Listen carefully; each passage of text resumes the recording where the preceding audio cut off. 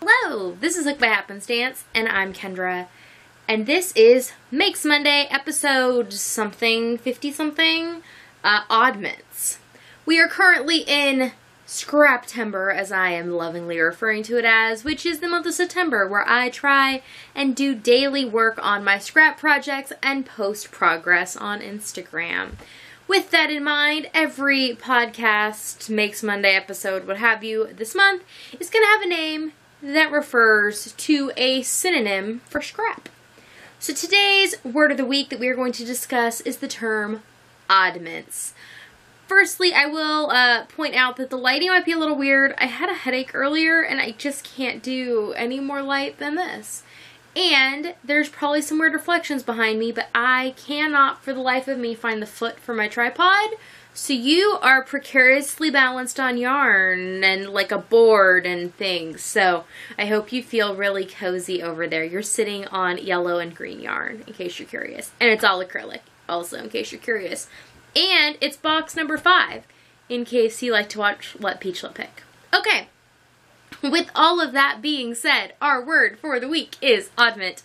I always like to start this crochet podcast out by waffling on a bit about various things, and then we discuss the title and how it is relevant to my week, and then I move about telling you what I've been working on and what I finished, because I actually finished some things in the last 2 weeks since I have filmed. So, enough waffling. Well, there might be more waffling, but waffling has ceased for now, and we are going to move on to the word of the week, which I have pulled up on my computer over here, which is oddment. It was a noun, meaning an odd article, bit, remnant, or the like. It can also mean an article belonging to a broken or incomplete set. And then there's a definition that involves printing, and it means an individual portion of a book excluding the text as the front piece or index, which I thought was kind of interesting. But anyways, with the idea of odd bits, remnants, oddment, I guess that is actually where the word originated from. It is the word odd and the word meant stuck together, so it is a strange bit of something. And the word originated between 1790 and 1800. Now, what I thought was super interesting about the word oddment, well, first of all, it's not, I don't think, a super common word to be used here in the U.S. I hear a lot of the people I watch who live overseas use the term oddment a lot more. I don't know if anybody else notices that, or if that's just something that's stood out to me. But oddment is not an unheard of word, but it's not nearly as common here. Also, I looked up on the Ngram, which is this Google search engine where they have compiled a whole catalog of books, and they've digitized them so that you can search them for words. So anyways, you can type in a word to see how common it is. And when I pulled up the Ngram viewer for this particular word, oddment, it does show that it starts being used about 1840. It starts showing up in literature, but not very much. And then it kind of, goes along. And then it kind of comes into more common usage around 1920. And current usage is at a level about the same as it was in 1915. But it spiked between 1950 and 1957. The word oddment was used well over twice as much. I don't know why. And I looked up, I tried to do some research and look up the term oddment in the 50s and different things, and I don't know what made that any different than the 40s or the 60s. But between 1950 and 1957, oddment was more common to be used in literature. So you can just file that in your brain under forget, and we will move on to what is on my hook. I actually guess that I will begin with what's off my hook because one of the items is currently on my person. This is a top that I made. I held it up and showed it on the last Let Peachlet Pick, on the one on year 2, project 3. But this was actually the first project of this year that Peachlet assigned me. It is some Bernat mosaic in the color Optimistic. This yarn is discontinued. Every time I am working on something out of it or have it out, people are like, ooh, I love that yarn. Do they still make it? No, they don't. And I got it in a case lot sale through the Yarn Inspirations e-tent back when that was a thing. And I still have a bunch of it, and I want to make things out of it, and I'm trying to work my way through it. But I've made multiple things that I could not stand the end result of, and I've ended up frogging. You've seen a lot of things frogged out of this yarn. But I really like this top. I like the way it fits. I like the way it looks. This is like the third time I think I've worn it since I finished it. So it's about ready to be like washed and stuff because it's getting a little stretched out, which happens with acrylic when you wear the item. But it's still super comfortable and I like it. It is already starting to, it's not exactly felting, but it's definitely kind of getting this like wear pattern across the front of it, which must mean that either, oh, you know what it is? It's from a seatbelt. I bet that's what it is, from riding in the car, that it rubs. But it has worn a bit, and that's fine, and I actually am okay with, like, if the whole thing kind of does that. When I put it through the washer and dryer, it might kind of change the texture, and I think that'll be okay. That is part of the reason, though, that I did not make a cardigan out of this, because, like, I would like the color, I think, but I realized, because of the hats that I've made out of it, that it would just wear under the arms, so rubbing on itself. I have not seen any, like, crazy amount of, like, pilling or wearing down yet under the arms because it's my physical arm. It's not fabric rubbing against it. I think that if I was doing yarn on yarn, that there probably would have been some problems already. And we'll see how it lasts through the winter when I'm wearing a long sleeve shirt under it, if the fabric of the shirt rubbing on it makes a difference. Because every time I've worn it, I've had a tank top on. So it's just been flesh on yarn, which has not caused any issues yet. But I am really happy with this, and I intend to try making several more tops, probably using the same kind of recipe, because I just like the way it fits. It's super comfortable. I feel like it's roomy enough, but not so big it gets caught on things. I can move around. It's stylish enough, and I like it. So I'm happy with this one. And I finished something else, another top. I finished this, which is the piece that I talked about a bunch in the last episode. So this was originally going to be a Havana shirt dress this way, as like the top. And then I wasn't happy with the skirty bit, so I tore it out and I added in and I added more. And I flipped it around and turned it into a sweater this way. I concocted this pattern also on the fly as I was making it. There was no pre-planning involved. I did the bottom, I tried it on, I kept trying it on, and then I'd be like, oh, well, I bet if I do this, it'll work, and then I added increases as I saw fit, and it would work, and then I'd be like, oh, well, now we should do this, and pretty soon I had a sweater. So, here it is. This is a Karen Big Cakes in the color Toffee Brickle, despite the fact it is blue. And I would probably not eat something that claimed it was Brickle that had these colors because I would worry that it was moldy. But that's what they named it. There's also, this top bit is Lion Brand Heartland in the color Black Canyon. And there's a whole cake of the Big Cakes and 2 balls of the Heartland. And I'm not sure that they were whole balls. One of them I think was full. The other one I might have used some out of. But either way, I used up all of the yarn that I had. I did the top and then it was sleeveless. But I decided that they already just made a sleeveless top. And as it got cooler, I was going to want something that covered a little bit more. So I just went ahead and I split the remaining Heartland in half. I rolled it into 2 balls that were the same size. And then I just started down sleeves and made even sleeves on both sides. And the sleeves look kind of strange when they're by themselves, but when they're on my body, they fit perfectly. So I clearly did okay with making those choices as I was putting it together. But the back has kind of a higher neck. It just kind of sits, I don't know, up top. There's not a huge, like, low space, and then the front is fairly low. If I don't want to wear anything underneath it, I definitely think I can get away with that. I might be adding a button actually, so that I can just button it up and then it will be more full coverage and also a little bit warmer as we get into the cooler months. Sometimes I just like to button up a little. but not feel like, I don't like things other than like cowls and things. I don't like the actual underlayer of my clothes to be all up around my neck. It makes me really uncomfortable. But if I have like shawls and cowls and things wrapped around my neck, that doesn't bother me. I don't know. I think it's because there's a gap, because I can feel like there's air between the layers, and that makes me feel less like I'm being suffocated by my outfit. But anyways, this is done. So that is 2 things off the hook. And then the third thing that I finished in the last 2 weeks had its own video come out. This is the Cogitation Cowl number 2. This is based on the videos that I put out in August of 2017. I've promised this pattern will go up on Patreon, and it is not yet because I have not taken photos.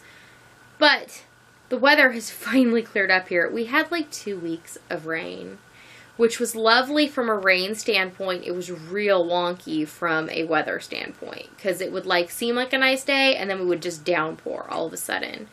It was very weird the way that the weather was happening, but you know, that's what happens when you live somewhere with seasons, and I like having seasons, so can't complain too loudly. We can complain a little though, right? Just not too loud. But this is going to be something I really enjoy wearing, I think. It feels really nice. It's made out of loops and threads wool-like in a number of colors. I think most of them discontinued because I had this, the yarn for the Cogitation is all stuff that I had in stash. Well, originally it was. Then the Cogitation project became much larger than originally anticipated, which ultimately I'm really happy with. But that made for a little bit of a problem because then I didn't have enough materials. So when I was out visiting my dad in April and originally working on the project, I bought some more yarn at Michael's. But they didn't have all the colors I was looking for, nor do they carry them online anymore. And some of the colors that I just needed an extra skein for, they were clearancing, which makes me think they were discontinuing colors. So I bought more than one of each. I bought 2 or 3 of each just to make sure I have enough. So now I have a nice little stash of the wool-like, which is fine because I really like this yarn. I don't really know why they would discontinue any of these colors because I think they are just lovely, and yeah, I really like it, and I really like the way it feels, and I like the stitching, and I liked the process. And if you want to see more of me talking about the videos that led to this pattern, you can check that out in the Cogitation Cowl video that came out last week. And again, like I said, the pattern for this will eventually end up in Peachless Pattern Pile over on Patreon, which is where my patterns are currently gonna live till I decide otherwise. But I like that decision so far, so that's where they're going. Next, oh, I did complete one more thing. Hello. It's a big thing, and it's behind me. My next completed object also got its own video. There is a Scraptember 2018 Scrap Stash Blanket video up, which shows you this in its entirety. It's too big for me to show you right now, but here's part of it. Basically, I've been working on this since I rebooted the podcast here, so it has been over a year and a half-ish, that it has been in progress. And I used a G-hook, and I just started by foundation single crocheting 19 stitches, then I half double crocheted the rest. And I went until it was about 60 inches long, and I did that 16 times for approximately 80 inches of blanket. I then mattress stitched it together, and I sewed around the edges with half double crochet, I half double crocheted around the edges with this this scrap ball of Red Heart Super Saver in the color Mexicana. A lot of the yarn in this is Super Saver, but like this is Big Twist. This is Hobby Lobby. I love this yarn in a print. That's some Lion Brand something or other. There's some of the Hobby Lobby sparkle stuff. You know, it's an assortment of all the things that I have left over. A lot of the things in this blanket came from things I Freaker Frogged. A lot of things in here were just leftover bits from, I used to make a lot of toys. I have cut way back on that. But I would end up with odd amounts, and I didn't like to have too many seams in the toys.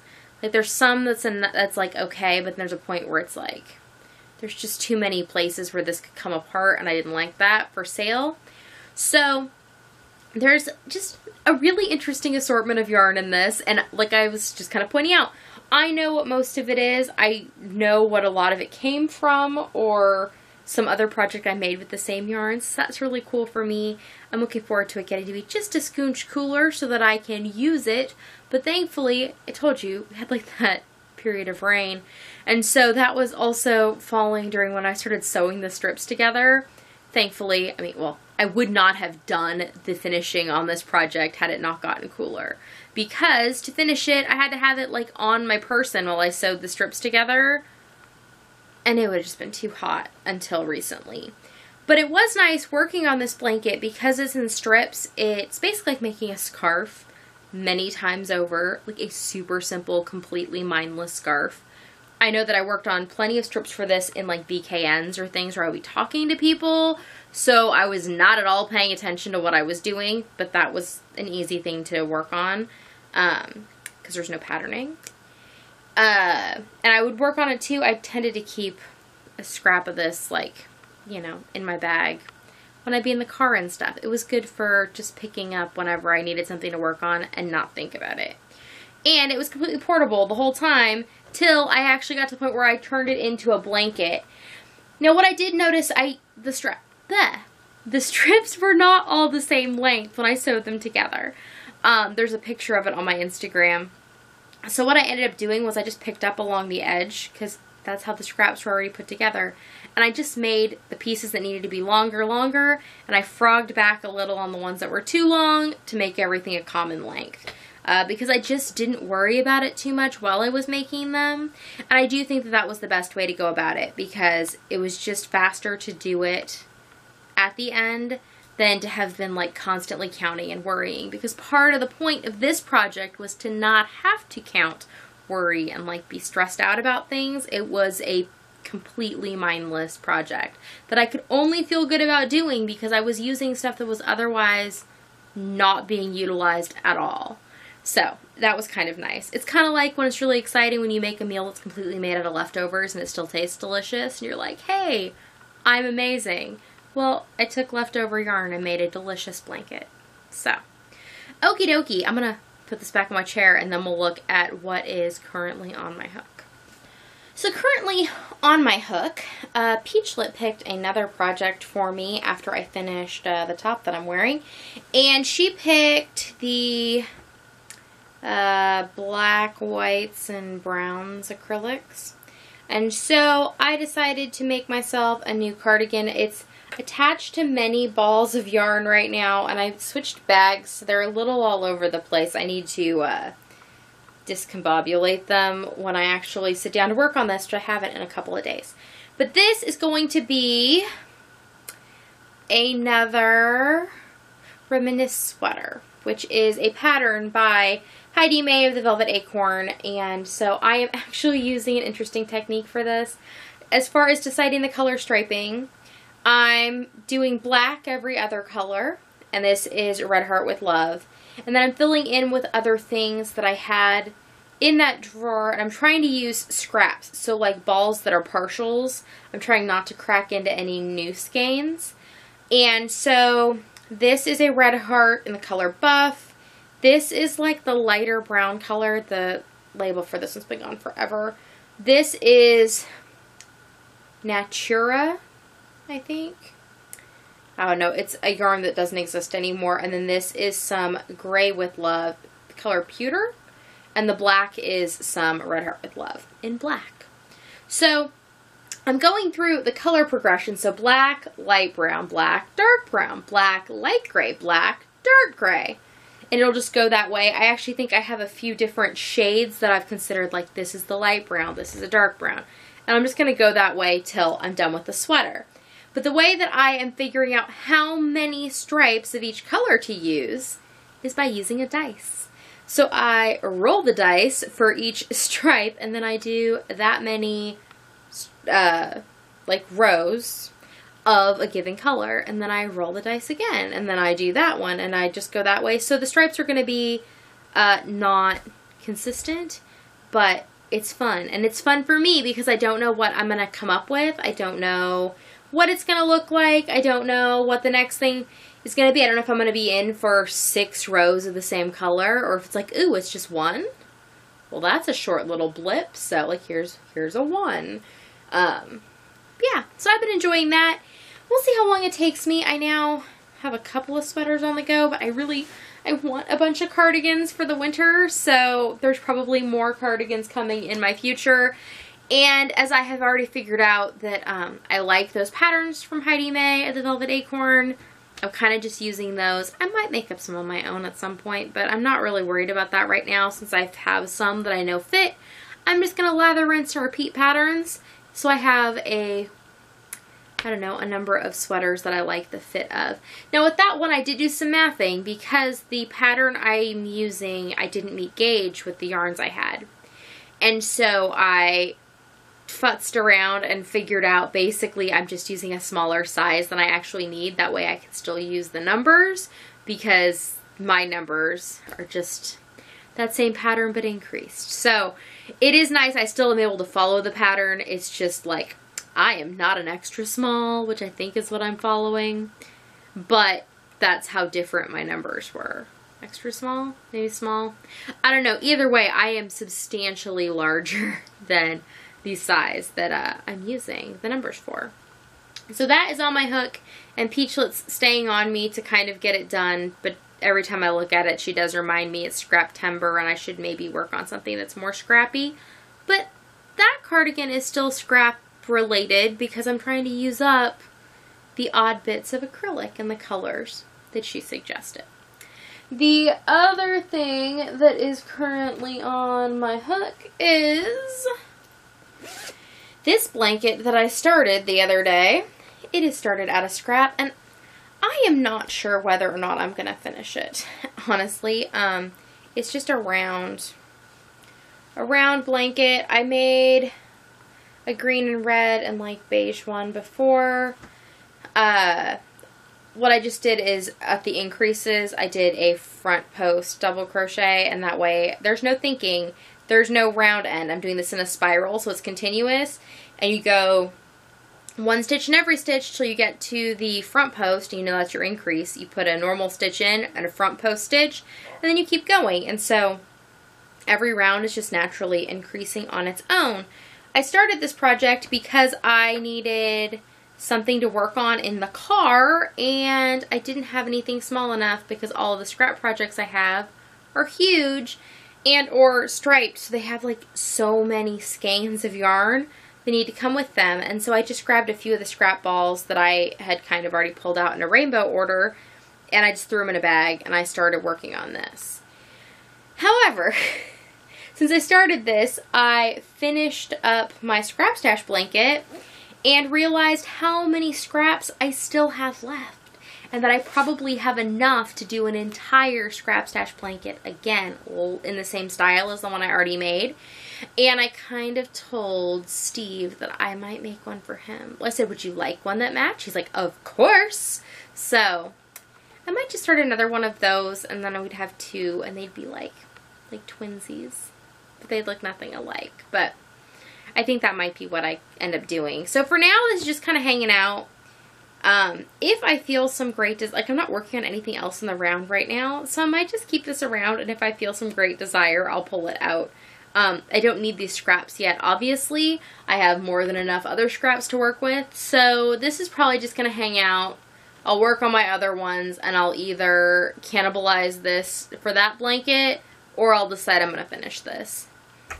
But either way, I don't know. It was an enjoyable thing to be working on the days I worked on it. So I used it in the car. It's just something to do while I was having a chat. I do like the spiral blanket without doing any joins, because then they're like, you never have to pay attention. But it is funny because it also makes you one more row so hard because there's no end. You can't go, okay, when I get to the end of this, I'm going to go do whatever, or I'm going to stop. There is no reason you have to stop. So it involves a wee bit of willpower, which can be problematic. So keep that in mind if that's a problem for you, that maybe in that case it would be a good idea to do something in concentric rounds that had like a slip stitch at some point. That way you have a place where you could at least pretend you're gonna stop. And those are all the things that I've actively put work into this week. Peachlet has picked another project for me, but I honestly have not actually started it yet. But it might start tonight or tomorrow. Maybe tomorrow. The yarn is out and everything's ready to go for me to make a rug, but I have not actually done that yet. On the screen next to me is a link to some other stuff from here on the channel if you'd like to catch up on things. Subscribe down below so that these videos will just float into your feed as I put them out.